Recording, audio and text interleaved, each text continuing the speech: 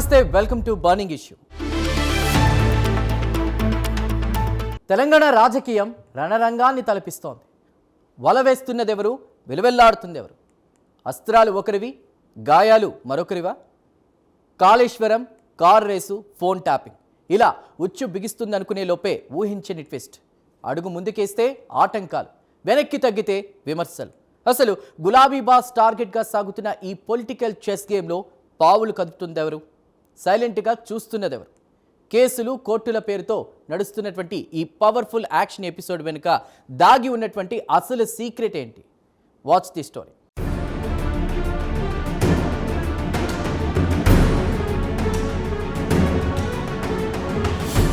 తెలంగాణ రాజకీయాలు రోజురోజుకు సరికొత్త టర్న్ తీసుకుంటూ రసవత్తరంగా మారుతున్నాయి. అధికార కాంగ్రెస్, ప్రధాన విపక్షం బీఆర్ఎస్ మధ్య పొలిటికల్ హీట్ పీక్స్కు చేరింది. గులాబీ బాస్తో పాటు ఆ పార్టీ ముఖ్య నేతలను కేసుల ఉచ్చులో గట్టిగా బిగించాలన్నది హస్తం పార్టీ ప్రధాన యోచనగా స్పష్టంగా అర్థమవుతుంది. అందుకే కాళేశ్వరం ప్రాజెక్టు నుంచి మొదలు పెడితే ఫోన్ ట్యాపింగ్, ఫార్ములా ఈ కార్ రేస్ లాంటి వ్యవహారాల్లో కేసీఆర్, కేటీఆర్, హరీష్ రావుల చుట్టూ ఉచ్చు బిగిస్తూ సీరియస్ యాక్షన్కు దిగారు. అయితే ఈ కేసుల విచారణలన్నీ చూస్తుంటే మాత్రం రేవంత్ సర్కార్ తీరు ఒక అడుగు ముందుకు, 2 అడుగులు వెనక్కి అన్నట్లుగా సాగుతోంది. యాక్షన్ పీక్స్లో ఉందని భావించేలోపే ఏదో ఒక లీగల్ హర్డిల్స్ వస్తున్నాయి.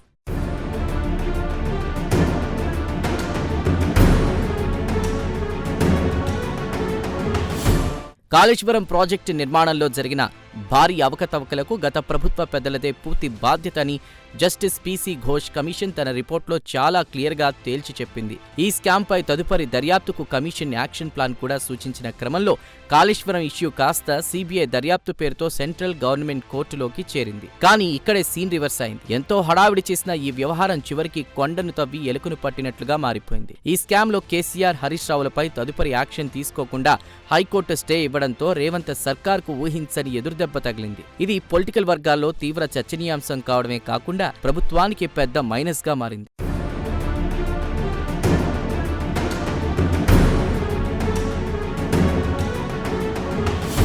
వాస్తవానికి 2023లో పవర్లోకి వచ్చిన కాంగ్రెస్ ప్రభుత్వం అప్పటి నుంచే బీఆర్ఎస్ అగ్రనేతలను టార్గెట్ చేస్తూ వస్తోంది. మాజీ సీఎం కేసీఆర్ నుంచి కేటీఆర్, హరీష్ రావు వంటి టాప్ లీడర్లను అనేక రకాలుగా కేసులు చుట్టుముట్టాయి.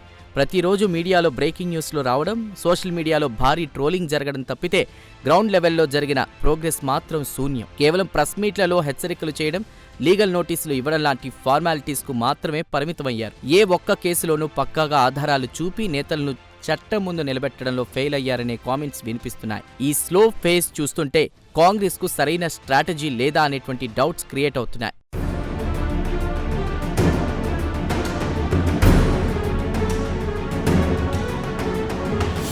ఇక కోట్ల రూపాయల పబ్లిక్ మనీ ఇన్వాల్వ్ అయ్యిందని ప్రభుత్వం పదే ఆరోపిస్తున్న ఫార్ములా ఈ కార్ రేస్ స్కామ్ పరిస్థితి కూడా డిట్టో అలాగే ఉంది. ఈ వ్యవహారంలో మాజీ మంత్రి కేటీఆర్ పై విచారణ జరిపేందుకు ఏకంగా గవర్నర్ దగ్గర నుంచి అఫీషియల్ అప్రూవల్ కూడా లభించింది. కానీ గవర్నర్ పర్మిషన్ వచ్చిన తర్వాత కూడా కేసులో ఎలాంటి ఫార్వర్డ్ మూవ్మెంట్ కనిపించలేదు. క్వశ్చన్ చేయడం, నోటీసులు ఇవ్వడం మినహా అరెస్టులు గానీ, బలమైన లీగల్ యాక్షన్ గానీ తీసుకోలేదు. మొత్తంగా చూసుకుంటే ఈ కేసు పరిస్థితి ఎక్కడ వేసిన గొంగళి అక్కడే అన్నట్లుగా తయారైంది. ఇది చూస్తున్న సామాన్య ప్రజలకు కూడా ప్రభుత్వ చిత్తశుద్ధిపై అనుమానాలు మొదలయ్యాయి. కనీసం ఒక్క కేసునైనా లాజికల్ ఎండ్ వరకు తీసుకువెళతారా లేదా అన్నది సస్పెన్స్.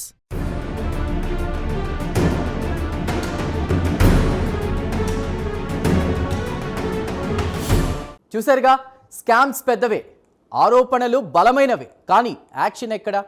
నోటీసులు ఇస్తున్నారు, విచారణకు పిలుస్తున్నారు, కానీ ఎక్కడో ఒక చోట ఆగిపోతున్నారు.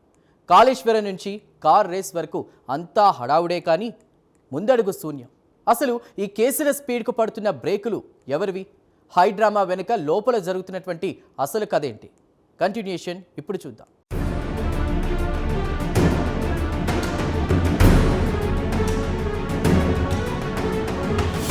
తెలంగాణ రాజకీయాల్లో సొంత పార్టీ నేతల దగ్గర నుండి ప్రతిపక్ష పార్టీల లీడర్ల వరకు అందరినీ తీవ్రమైన టెన్షన్కు గురిచేసిన మరో క్రేజీ ఇష్యూ ఫోన్ ట్యాపింగ్. ఈ స్కామ్ ద్వారా బీఆర్ఎస్ను పూర్తిగా డిఫెన్స్లో పడేసి వారిని ఇరుకున పెడదామని రేవంత్ సర్కార్ చేసిన విశ్వ ప్రయత్నాలకు ప్రతిసారి ఏదో ఒక ఆటంకం ఎదురవుతూనే ఉంది. ఈ కేసులో ఇన్వెస్టిగేషన్ ఒక కొలిక్కి రాకపోగా నెక్స్ట్ స్టెప్ ఏంటో అధికారులకే క్లారిటీ ఉండకుండా పోవడం అందరినీ విస్మయానికి గురిచేస్తోంది. బ్యూరోక్రాట్స్, పోలీస్ అధికారుల చుట్టూ తిరుగుతున్న ఈ కేసు పొలిటికల్ బాసుల దాకా వెళ్లేసరికి బ్రేకులు పడుతున్నాయి. ఇదంతా చూస్తుంటే ఈ కేసుల వెనుక ఏదైనా ఇన్విజిబుల్ ఫోర్స్ పనిచేస్తుందా అనే రేంజ్లో అనుమానాలు బలపడుతున్నాయి.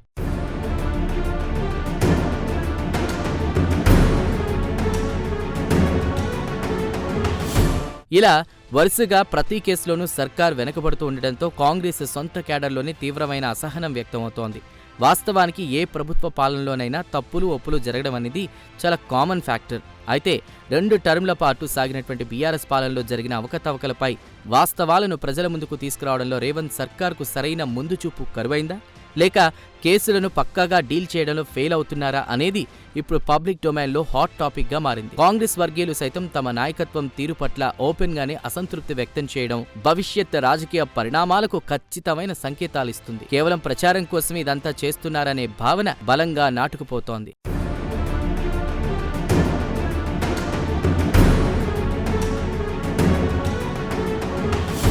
దీంతో పాటు అనేక కొత్త సందేహాలు కూడా తెరపైకొస్తున్నాయి. గులాబీ శ్రేణులపై పెట్టిన కేసుల్లో అసలు పసలేదా, లేక ఎలాంటి ఆధారాలు లేకుండానే తొందరపడి కేసులు నమోదు చేశారా అనే ప్రశ్నలు ఉత్పన్నమవుతున్నాయి. మరోవైపు ఒంటి చేత్తో హస్తం పార్టీని అధికారంలోకి తెచ్చిన సీఎం రేవంత్ రెడ్డి అగ్రెసివ్ చర్యలకు సొంత పార్టీలోనే ఎవరైనా కావాలని బ్రేకులు వేస్తున్నారా అన్న మీమాంస సైతం సీనియర్ పొలిటికల్ విశ్లేషకుల్లో లేకపోలేదు. ప్రభుత్వంలోనే ఉంటూ గత పాలకులకు ఎవరైనా కోవట్టులుగా పనిచేస్తున్నారన్న డౌట్స్ కూడా వస్తున్నాయి. ఈ రకమైన ఇంటర్నల్ పాలిటిక్స్ వల్లే కేసులు ముందుకు సాగకుండా దర్యాప్తు సంస్థల అధికారులు సైతం సైలెంట్ అవుతున్నారనే బలమైన చర్చ పొలిటికల్ సర్కిల్స్లో జోరుగా సాగుతోంది.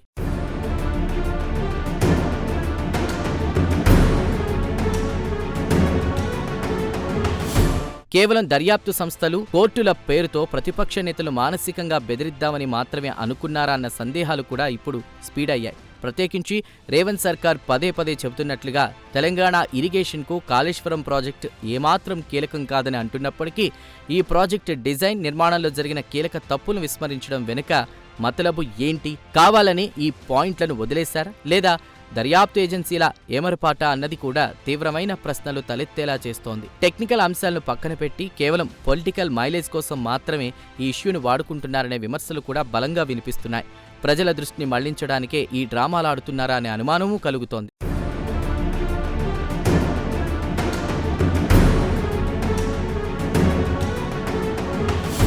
చూస్తుండగానే అధికారంలోకి వచ్చి కాంగ్రెస్ ప్రభుత్వానికి 2.5 ఏళ్లు కావస్తోంది. ఈ కీలకమైన సమయంలో కేసుల సాగతీత, టైంపాస్ పాలిటిక్స్ తప్పితే ముఖ్యమంత్రి రేవంత్ రెడ్డి ఆశిస్తున్నట్లుగా ఏ ఒక్క కేసులోనూ ముందడుగు పడ్డం లేదు. ఆలస్యం అమృతం విషయం అన్న సామెతలాగా ఈ కేసుల దర్యాప్తులో జరుగుతున్న విపరీతమైన డిలే ప్రభుత్వ ఇమేజ్ ను డ్యామేజ్ చేస్తోంది. ప్రజలు మార్పు కోరుకుని ఓట్లు వేస్తే వాళ్ల ఆశలపై నీళ్లు చల్లినట్లుగా ఈ పాలిటిక్స్ సాగుతున్నాయి. సరైన సమయంలో కఠినమైన యాక్షన్ తీసుకోకపోతే భవిష్యత్తులో అది ప్రభుత్వానికే బూమరాంగ్ అయ్యే ప్రమాదమూ ఉంది. ఏళ్ల తరబడి విచారణ పేరుతో నాంచుతూ పోతే ప్రతిపక్షాలకు సింపతి క్రియేట్ అయ్యే అవకాశం పుష్కలంగా ఉంటుందని ఖచ్చితంగా చెప్పక తప్పదు.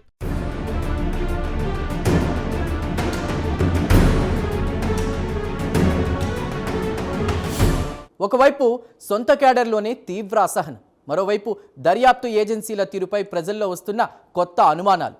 మరి సీఎం రేవంత్ రెడ్డి నిజంగానే ఒంటరి పోరాటం చేస్తున్నారా, లేక ప్రతిపక్షం వ్యూహాల ముందు కాంగ్రెస్ డైలమాలో పడిందా? అసలు ఈ పొలిటికల్ వార్లో తెర వెనుక కమలనాథుల మౌనం దేనికి సంకేతం? ఎవరికి ఎవరు చుక్కలు చూపిస్తున్నారో చూద్దాం.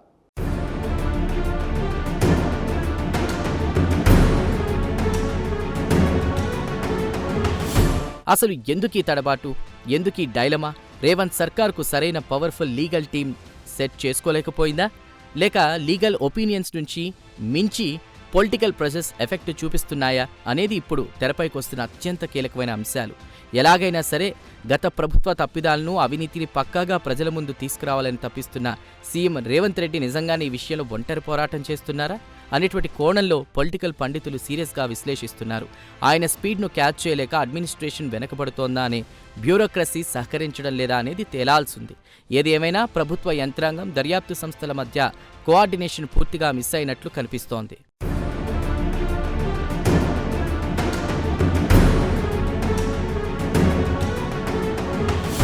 రాజకీయాల్లో గెలుపు ఓటములు అత్యంత సహజం. రేవంత్ సర్కార్ తాము ఊహించినట్లుగానే జరుగుతున్న ప్రతి ఎలక్షన్స్లో గ్రాండ్ సక్సెస్ సాధిస్తూ దూసుకుపోతోంది.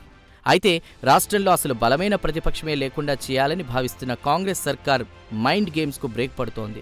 అధికార పార్టీ ఎత్తుగడలను, లీగల్ నోటీసులను బీఆర్ఎస్ లీడర్లు సైతం అంతే ధీటుగా, అగ్రెసివ్గా కౌంటర్ చేస్తున్నారు. తమపై వస్తున్న ఆరోపణలను తిప్పికొడుతూ పబ్లిక్ సింపతి కోసం గట్టిగా ట్రై చేస్తున్నారు. ఈ మైండ్ గేమ్ చూస్తుంటే రాబోయే రోజుల్లో ఈ పొలిటికల్ వార్ ఇంకెంత రఫ్గా మారుతుందో అని ప్రజల్ని తీవ్రమైన ఆలోచనలో పడేస్తోంది. రూలింగ్ పార్టీ ఒక అడుగు ముందుకేస్తే అపోజిషన్ 2 అడుగులు వెనక్కి నెడుతున్నట్లుగా సీన్ కనిపిస్తోంది.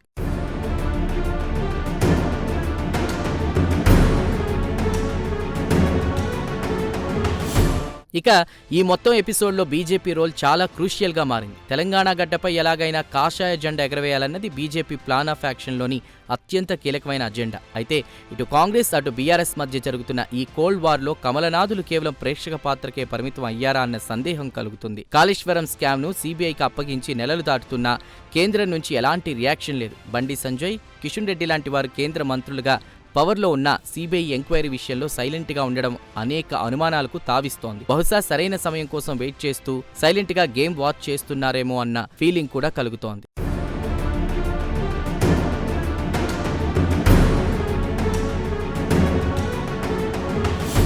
అంతిమంగా ఈ కేసుల విషయంలో ఎవరికి ఎవరు చుక్కలు చూపిస్తున్నారు అనేది స్టేట్ పాలిటిక్స్ను తీవ్రంగా ప్రభావితం చేసేలా మారింది. ఇదంతా కేవలం ఒక పొలిటికల్ షాడో బాక్సింగ్ లాగా సాగుతుందే తప్ప గ్రౌండ్ లెవెల్లో ప్రజలకు ఒరిగేది ఏమీ కనిపించడం లేదు.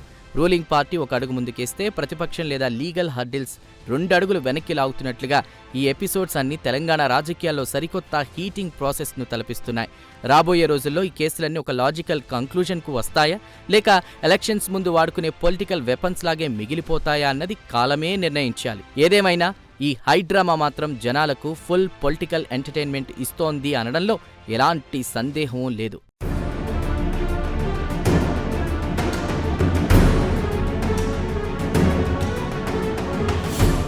ఇది తెలంగాణ రాజకీయ చదరంగంలో తాజా పరిస్థితి. కేసులు, కోర్టులు, వాయిదాలు ఇలా ఒక అడుగు ముందుకు 2 అడుగులు వెనక్కి అన్నట్లుగానే సాగుతోంది రేవంత్ సర్కార్ యాక్షన్ ప్లాన్. అధికారం చేతిలో ఉన్న అస్త్రాలు ప్రయోగించలేని డైలమానా, లేక సరైన టైం కోసం వెయిట్ చేస్తున్నారా అన్నది ఎవరికీ అంతు చిక్కడం లేదు. కారణం ఏదైనా ఫైనల్గా ఈ పొలిటికల్ గేమ్ ఎవరికి బూమరాంగ్ అవుతుందో, ఎవరికి బ్రహ్మరథం పడుతుందో కాలమే డిసైడ్ చేయాలి. ఎందుకంటే ప్రజల కోర్టులో తీర్పు ఎప్పుడు ఫైనల్.